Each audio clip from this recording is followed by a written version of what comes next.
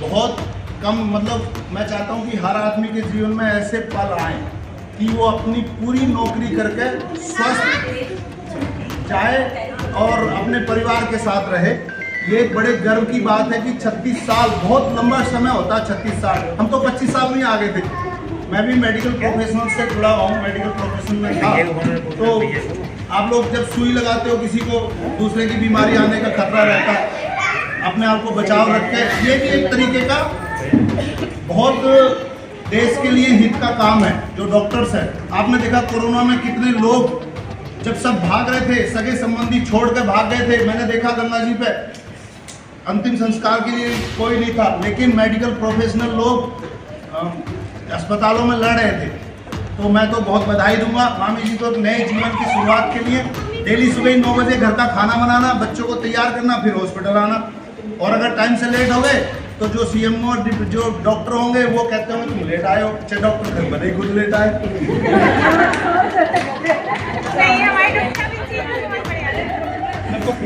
नहीं, अभी डॉक्टर साहब की जल्दी पार्टी होने वाली है तो हम उस पर भी आएंगे। माला इन्होंने हमें पहना दी, लेकिन हमारा माला पहनने का कोई आज हक नहीं था।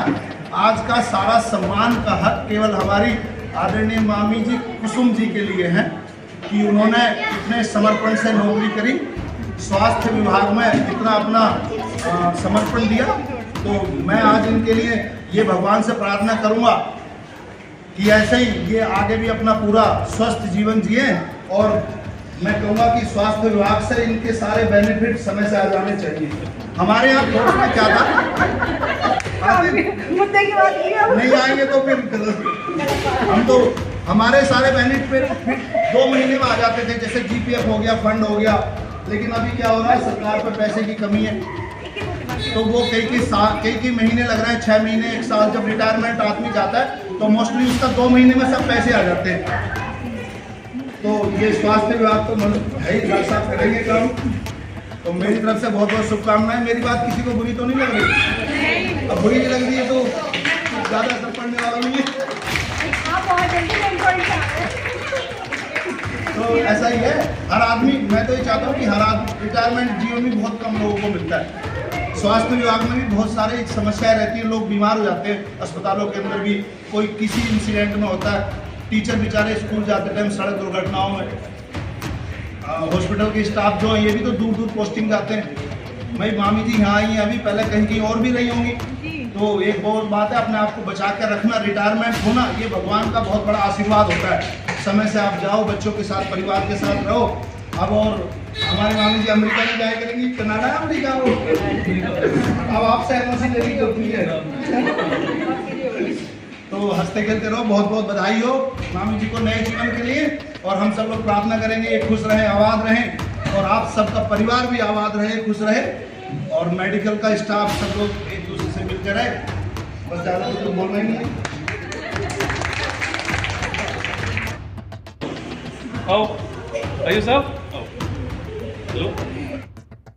और मुझे लगता है कई लोगों ने सीखा होगा, और जो लास्ट वाले मंथ में सिखाया है इन्होंने, मुझे लगता है तो पहले सीख लेना चाहिए था। बहुत मतलब मैंने जब मैं आई थी, इनसे मिली थी, वैसे तो मेरी रिलेटिव है ये, लेकिन जो आंटी वाला वो है, और सबकी समस्या का समाधान है इनके पास। जहाँ भी अब भी कोई किसी को प्रॉब्लम हो तो हमारी आंटी से जरूर बात करना।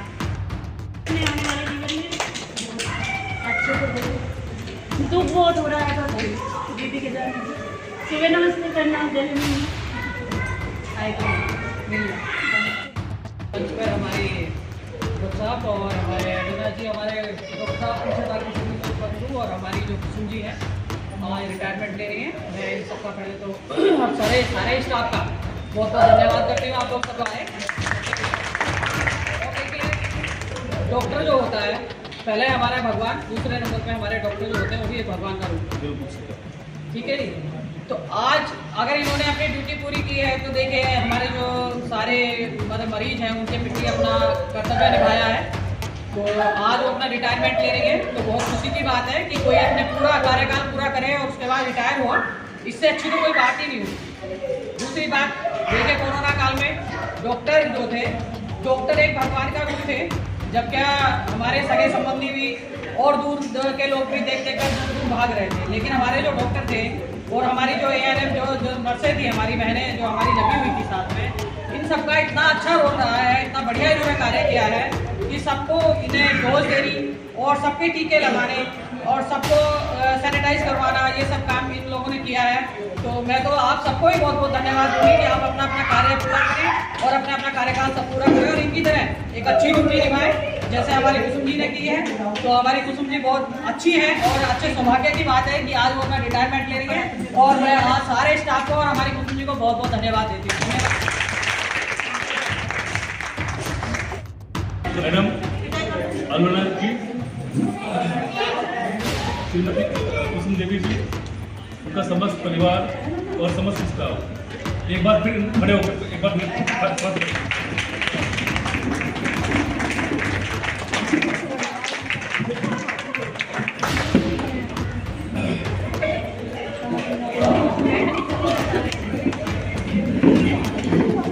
रिटायरमेंट जब होता है तो हमारे जीवन का अंत नहीं है, नए जीवन की शुरुआत होती है। श्रीमती कुसुम देवी जी को जब भी मैंने देखा हमेशा पंक्चुअल रही, 9 बजे 9:15 बजे तक अस्पताल में आ जाना, अपने अटेंडेंस लगाना और अपने काम से काम, कभी किसी की बुराई नहीं की, हमेशा सबका सहयोग किया। और मेरे साथ साथ 8-9 साल यहाँ पे रही है, हमेशा मतलब कभी भी इनकी शिकायत किसी व्यक्ति ने की ही नहीं। ये कितनी बड़ी बात होती है, नहीं तो हर आदमी शिकायत लेके बैठा हुआ है। एक बार और हम लोग आप लोग सब सेंटर पे तैनात होते हैं, केवल 5000 की पोजीशन पे काम करते हैं और हमारी पहचान हमारे काम से बनती है। हम सोचते कि ऐसे काम से नहीं, कोई नहीं किसी को पूछता। जब तक आप काम नहीं करोगे फील्ड में, आपको जब तक हर आदमी नहीं जानेगा तब तक आपका काम करने का कोई मतलब ही नहीं है। काम करने को तो लोग काम करते हैं कि गए अटेंडेंस लगाई और भागे। आपको एक देता हूँ एग्जाम्पल, हमारे सब सेंटर है घटिया बोर्ड, वहाँ पे सेंचुरी आई थी, अब 2 महीने से एब्सेंट चल रही है। मेरे ख्याल से 100-200 लोग आ गए उसको पूछने के लिए कहाँ है, ऐसे काम है, ऐसे होती है पहचान। और इनका जो भी ड्यू है 1 महीने के अंदर, जो भी ड्यू है कुसुम जी का 1 महीने के अंदर मिल जाएगा। और मेरी ईश्वर से प्रार्थना है कि इनका आगे का जीवन बहुत अच्छे से बीते। और मेरे दामाद जी अनुना जी और मेरे सारे अतिथिगण, मेरे सारे स्टाफ की छोटी बहनें, अब बड़ा तो सबसे बड़ी मैं ही हूँ आज जी, बड़ी आप ऐसे बड़ा कोई नहीं है जी। धन्यवाद क्योंकि तो जरूरी आए हैं। नहीं, बहुत सहयोग किया, बहुत सहयोग किया हमेशा। वास्तव में मैं जो आज मेरा जो रिटायरमेंट हुआ है, मैं 60 साल की उम्र पूरी हुई, 36 साल 6 महीने में जॉब कर चुकी। ये मेरी सासू माँ का को श्रेय जाता है।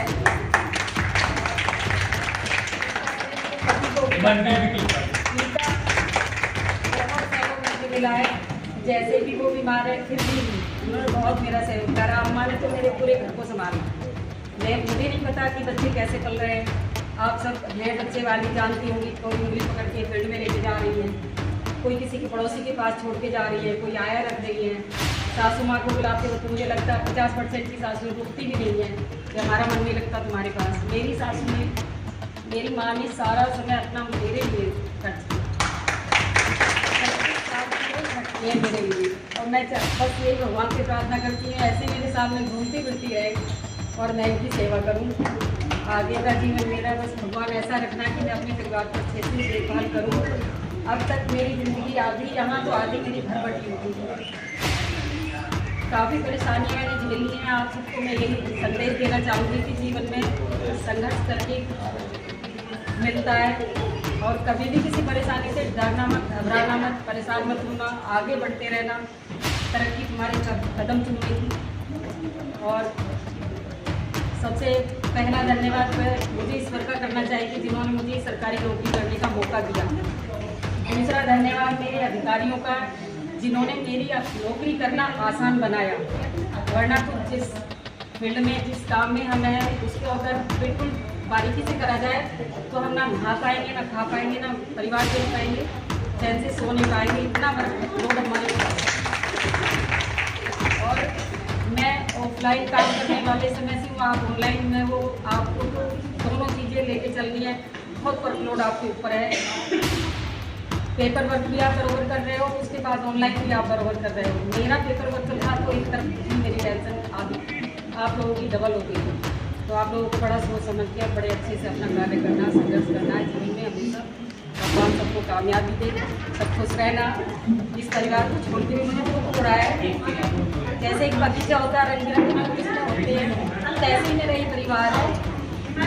और अगर जाने अनजाने में मैंने किसी को गलत कहा हो, हाँ मेरी बाड़ी से कुछ गलत निकला हो, मेरा व्यवहार गलत लगा हो, तो मैं बहुत बढ़िया।